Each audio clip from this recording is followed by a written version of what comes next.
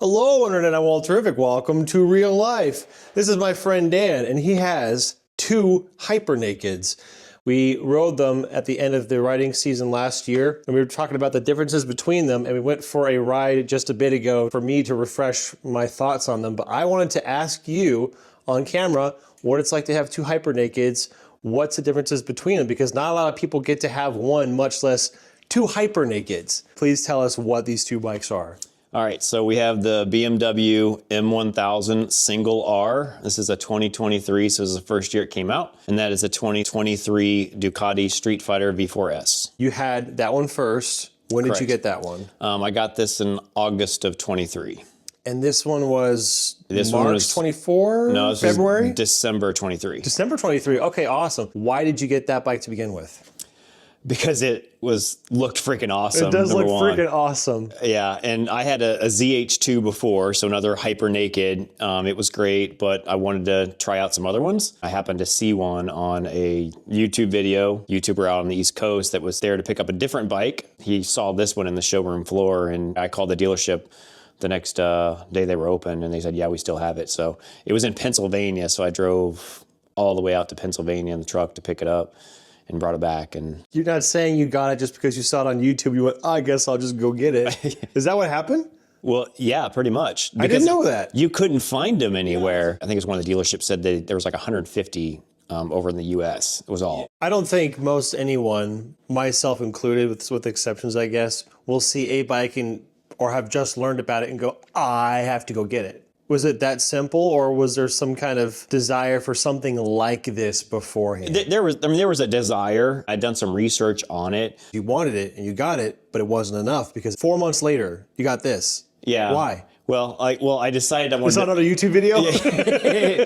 No, I mean, the Streetfighter was always one of those like, okay, that would be a really cool bike to have. After I got this one, I decided, okay, I'm going to sell the ZH2. So that was part of, I'm selling that bike. So of course you got to have one to replace the bike you sold. I mean, I will back him up on that. So I sold that bike and traded in on the Streetfighter, and I got, a pretty decent deal on it, relatively speaking, because all the 24s were out. So I'm like, let's save some money and get the 23. What are some basic specs? For example, horsepower of each. Do you happen to know that offhand? They're both essentially 1,000cc bikes. This is 999. That one's 1103. Stock listed horsepower on the Ducati is 208. This is 210.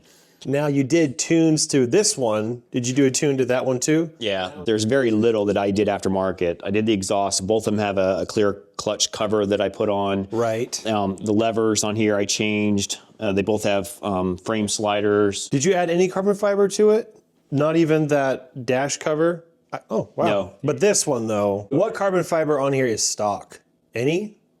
Because you did a lot of carbon fiber then. The fender flares in the front and rear, the headlight assembly, the fins, the chain guard, I believe, is also carbon fiber. Yeah, it is. Yeah. All of it. And there's an exhaust shield on the other side that's carbon fiber. From a value perspective, the Ducati's overall a little bit more expensive, and part of you're paying for the Ducati name.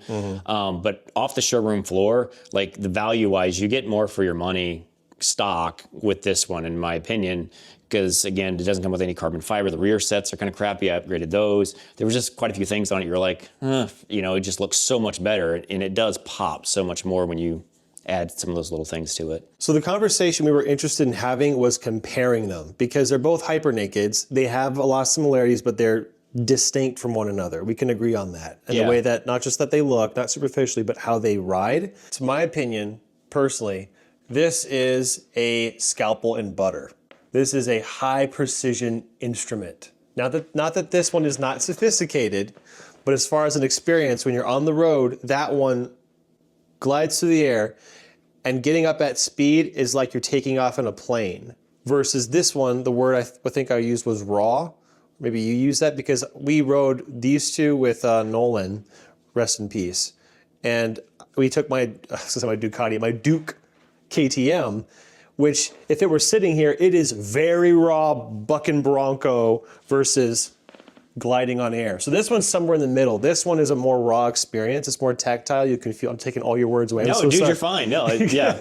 You can feel, not that you can feel every bump, it's that you can feel the gear engage, you can feel the shifts. And then when you get up to speed, you feel it pulling you along. You can feel like it's tearing away, which is a great visceral feeling as opposed to kind of gliding through the air. Not that that doesn't feel like anything, it feels like something. But they're very different, even though they kind of do the same job. So that's why this is what I wanted to talk about, because it's so fascinating. When I think of that one, the Street Fighter, I think of like an angry Wolverine. Yeah. Like it's just like wanting to get out, and it has all that torque. And to your point, it's just that raw power that when you're riding along, whether it's slow speeds or high, you get on it and it just grumbles. I mean, between the exhaust and everything else.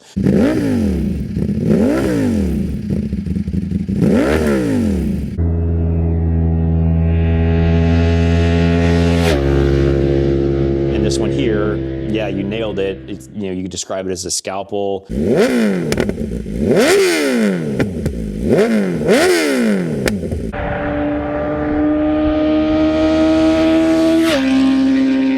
like a heat-seeking missile, right? Like it's like a plane, it's like a fighter jet. I feel like it's got the crazy acceleration, but it's just extremely smooth. Yeah, it's so precise. I think if you ride long enough and you know what quality is, you feel the quality in the shifts, in the rev matching, in the acceleration, deceleration, the brakes, the handling. It's just like, I can't even snap right. The engineering on the bike. The engineering is just like, I'm not an engineer, so I can't appreciate it, but as a rider, I'm like, wow. Everything on this bike just works. The quick shifter on this thing is the best quick shifter I have ever had in my life. It's incredible. And the Ducati has a very nice quick shifter too. Very good. But as you said, I think earlier, I mean, you can tell when you're shifting. I mean, it's clean, but it's just not as smooth as this one. This one did surgery on a grape, dude. Just because that might handle like this, and this one handles like a fist, that doesn't mean that that one's better. And I think that's what's so interesting about it. They're just different. And you enjoy both, obviously, right? 100%, yeah. I enjoy both. If I owned either, I would not be upset. Coming from the Duke, I think I favor this one because it's more raw versus that one, and it's a preference. And you're fortunate enough to be able to have both. Yeah. I'll save the question to the end of if you had to have just one, which would you have? Yeah, we'll save that to the end. Okay, yeah. Which one do you think has better ergonomics for you? Short trip, that one. Long trip, this one. Okay. All right, I'll take it. It was a long, short answer, but it was very informative. Which, of course, these are subjective answers. Yeah, totally. Which one looks the best? I would say the Ducati. On a short trip, this one. On a long trip, this one. They're both very comfortable, and you could ride them for a long period of time. That's why I like the naked bikes. I'm old. I like the more upright, position. But on the Street Fighter, as far as the rider triangle and the foot pegs, you are at a little bit more of an angle. You're crunched a little bit more. Yeah, the pegs are a little bit higher on the Ducati. This one here, you're a little bit more comfortable. So again, from a long ride perspective, I don't get quite the aching in the back of my knees. And I've had some knee surgery, so it may just be me that happens too. But that's a little bit more tight position than this. Do they both have stock seats or no? Stock, not stock. Then I can't ask that question. But I've ridden the stock one, so I can answer the question with the stock seat. Which one has the most comfortable stock seat for just your butt? Not ergos. The Ducati. Yeah, I agree. That one rides up. Again, not bad, but and I come from a Duke. This one, I think the ergos are closer to a Duke. I could ride this for 8 hours. I'd probably be okay minus my butt, but yeah. Yeah, this one's got a tighter turning radius than that one, but it's not a major thing. Yeah. When you go to take the gas cap off, that one it goes. Did you stick when you took it off? Every time. This one doesn't do it at all, but it's whatever reason. They're the same exact gas cap, so I know it's not that. It's just for whatever reason in the tank. But this has no cruise control.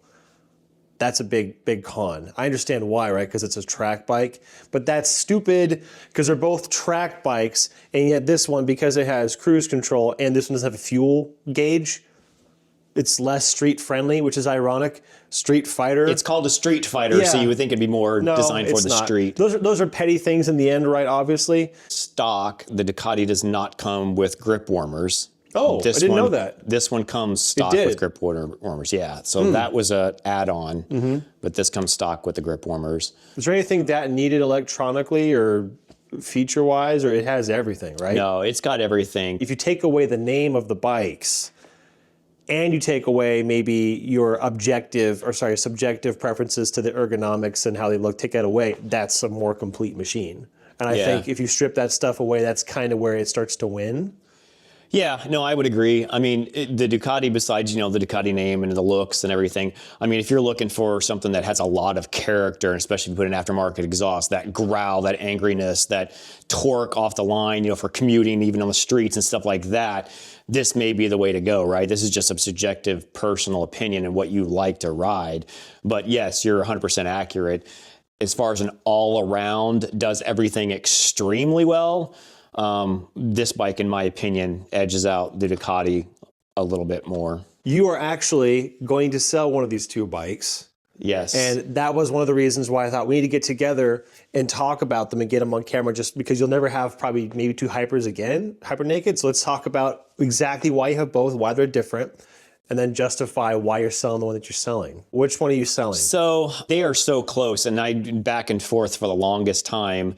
And at the end of the day, I mean, it would be ideal and awesome to keep them both. But I always told myself I would keep them both for about a year, because that, in my opinion, if you have a bike for at least a year, you can truly get to know the ins and outs of it, become familiar with it, and then make a true decision on which one to keep. Because I'm like, okay, I don't technically need two hyper nakeds. I've got a dirt bike, I've got an adventure bike.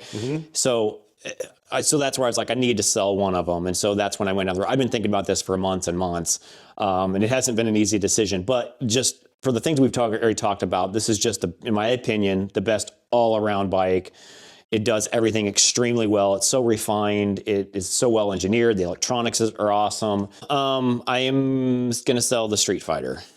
Begrudgingly. Any rider has this problem. Yes, ideally we would have all the bikes all the time. That's not how it works. You're in a very fortunate position to have had two at once, and the decision to choose between one. Yeah. And you have to make the decision. But like most of us, we want to have a different bike for a different job. Like you said, hyper naked, dirt, adventure, you got your bases covered.